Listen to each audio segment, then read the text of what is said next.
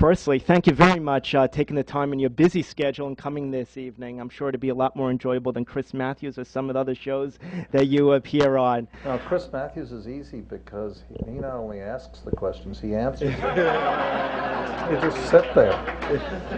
I promise I won't answer the questions this evening. Can terrorism be defeated? There's a nice easy start. See, you're worse than Chris Matthews. He would answer the question.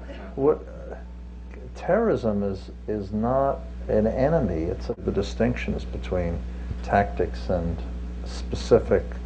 The war on terror is a linguistically nutty phrase. That's like saying the war on blitzkrieg or the war on cancer. No, that's not even a good analogy, because cancer is a very specific thing. Like the war on poverty. There's certain things that will always be with us. Our enemy since 9/11 is not terror. It's not even terrorists. Are the Tamil tigers in Sri Lanka our enemy? Is the Liberation Front, the Polisario in the Western Sahara, our enemy? No. Our enemy is Al-Qaeda and like-minded organizations that seek to destroy the United States and Western Europe, and whose primary objective, in fact, is to destroy secular Islamic governments. If you gave bin Laden 4 bullets, I think he would use them. He wouldn't waste any of them on Americans, because he assumes that one president will be replaced by another. His targets would be Musharraf in Pakistan, Mubarak in Egypt, Abdullah in Jordan, and the King of Saudi Arabia. Also Abdullah right now. I'm guessing, but those would be the kinds of people, maybe Erdogan. But that's their target. So can the war on terror ever end? There'll always be terrorism. How can we prevent it? The issue is to contain it, to limit its damage to the United States and other countries that have been targeted, and to attack its root causes.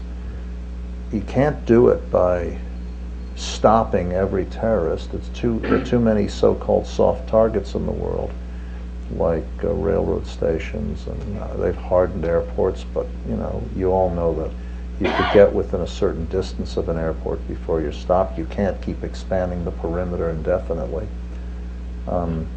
Technology is useful but has its limits.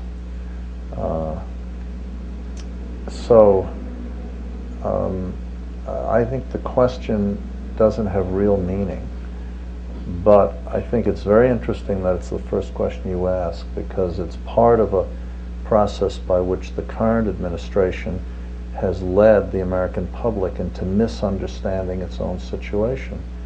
In World War II, we had a clear enemy. It had a capital, Berlin, Tokyo. In the Vietnam War, there was a clear enemy. Some people didn't like the word, but we were fighting them. It had a clear capital, Hanoi. In the Gulf War, there's a clear enemy, Saddam, and the goal was clear: drive them out of Kuwait. This is something else. That doesn't mean we're not in a tremendous struggle for our national strength, but it's certainly. But it's so interesting to me. As soon as you pose the question that way, you've lost. It's easy to get another suicide bomber. The miracle is we haven't had any events in the U.S. since 9/11, but we all understand it could happen tomorrow again.